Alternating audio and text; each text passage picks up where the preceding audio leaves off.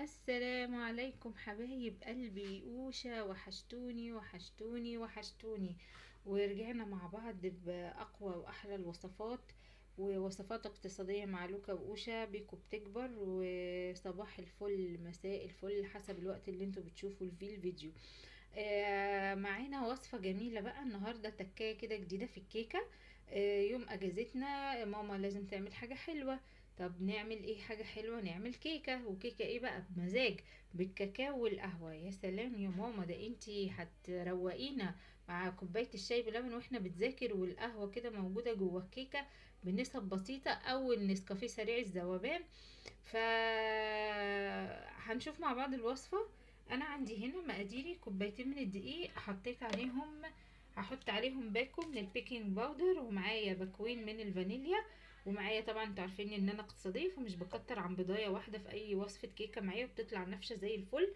معايا باكو قهوه سريعه الذوبان اي نوع، ومعايا معلقتين من الكاكاو. انا دي مش هعمل لها صوص شوكولاته، بس بعد كده هنعمل كيكه بصوص الشوكولاته.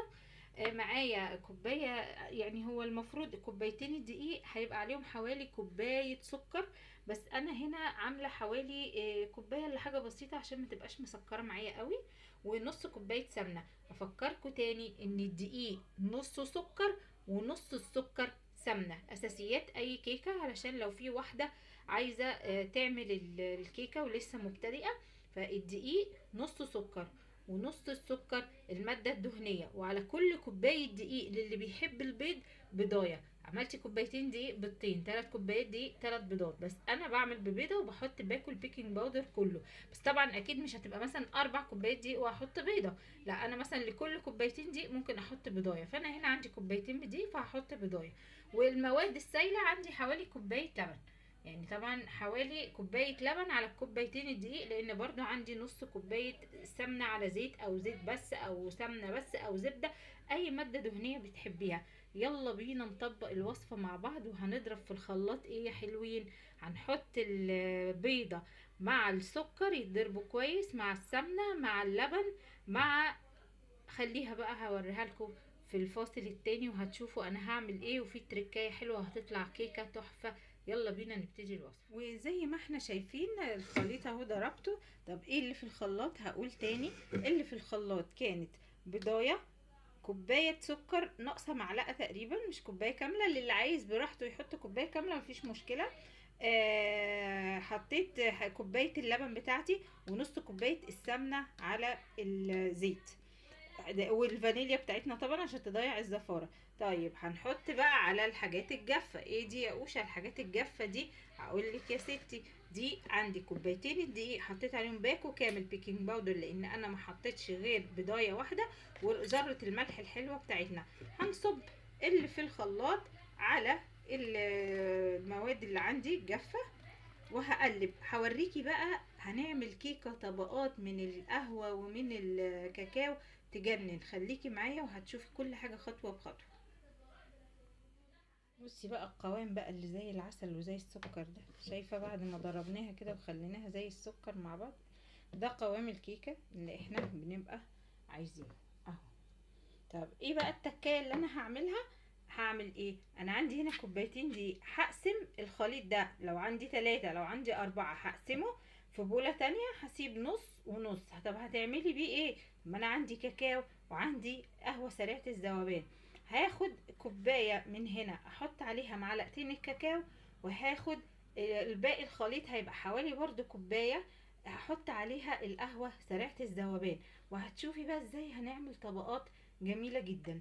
خليكي معايا لغاية ما هتوصلي لأحلى نتيجة. بصي بقى انا اخدت حوالي من الخليط كوباية الا ربع، وهاخد كوباية الا ربع تاني، وهيتبقى حوالي برضو كوباية الا ربع. طب التلات كوبايات او التلات ارباع دول هعمل بيهم ايه؟ اول ده 3/4 حطيت عليه معلقه من الكاكاو، انا عشان بس الكميه اللي انا عاملاها مش كبيره قوي فكفايه معلقه. انت لو هتستخدمي حوالي 4 كوبايات او حاجه ممكن تاخدي المعلقتين. فانا حطيت الكوبايه الا ربع، حطيت معلقه من الكاكاو وهسيبها كده. لا، حطيت لها معلقه لبن. ليه؟ لان انت دلوقتي زودتي الخليط اكنك حطيتي معلقه دقيق، فاصبح ان الخليط ده اتقل شويه من خليط الكيكه العاديه اللي انت عاملاه.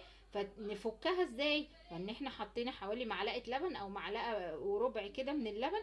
هتفكها، هضربها واوريها لك. ضربتها كويس جدا وخليتها الخليط بتاعها، بصي اهو شايفه سايل ازاي. خليته على قد ما اقدر قد الخليط الاصلي اللي انا اخدت منه، علشان طبعا ما فيش حاجه تستوي عن حاجه في الكيكه، لان دي هتبقى طبقات في صينيه واحده. هكمل وهوريكي برضو هعمل ايه في الطبقه اللي انا هاخدها هحط عليها القهوه. بصي بقى دي تاني حاجه اخدناها، كوبايه الا ربع تانية، وبرضو فضينا عليها القهوه ثلاث الذوبان. بصي برضو خلينا القوام مشابه لنفس القوام. فاصبح عندنا كوبايه حوالي الا ربع من خليط القهوه، من خليط الكيكه اللي مخلوط عليها باكو قهوه سريعه الذوبان، ومن الكيكه العاديه خالص اللي احنا عملناها مع بعض في الاول، واللي هي بالكاكاو او بالشوكولاته الخام، يعني الكاكاو الخام من غير سكر. هنحاول بقى نوريكي ازاي هنمزجهم في الصينيه وهيطلعوا طبقات. بصي بقى بدأت بالطبقه الفاتحه بالكريمه العاديه، وبعدين هحط في النص كده طبقة من الشوكولاتة، شايفة؟ طبقة هتنزل تفرش على طبقة كده، وهحط طبقة من القهوة اللي انا خلطتها بالقهوة. بصي بقى الالوان وجمال الالوان، بصي هتطلع كيكة عبقرية. بس وهمشي بقى كده طبقة كريمة، طبقة بالشوكولاتة، وطبقة بالقهوة سريعة الذوبان، لغاية ما هخلص الكمية اللي معايا وهوريها. وطلعنا الكيكة الجميلة بتاعتنا من الفرن. بصي جمالها وشكلها اللهم بارك. بصوا انا دايما ضد ان انا احط 4-5 بيضات في كيكة، والله بصوا هي نافشه وجميله. بصوا مستويه ازاي زي العسل. دلوقتي هفتحها لك وهطلعها لك وهتشوفي الطبقات الجميله من جوه، ولما بتيجي تاكلي هتقطمي مش هتبقي عارفه دي كريم فانيليا ولا صوص شوكولاته ولا قهوه. لو عايزه تعملي صوص شوكولاته ان شاء الله هنعمله مع بعض، ممكن تحطيه عليها، لكن احنا كمع الشاي بلبن كده هتبقى خفيفه. هقطعها وهوريكي بقى شكلها. بصي جمالها، تحسي ان هي طبقتين 3 طبقات. طبعا هي الالوان الغامقه مش هتبقى باينه قوي زي الفاتحه، بس من جوه وعامله الزجزاج كده من بره. بصي الارتفاع، بصي الطريان، شايفه الكيكه طريه ازاي معاكي، سفنج بضايه واحده. والله الارتفاع والجمال ده اهو زي ما انت شايفه. وكمان انت لو عملتيها في صينيه اصغر من كده هتبقى اعلى من كده. بألف هنا وشفا وسم، ونصلي ونبارك على رسول الله.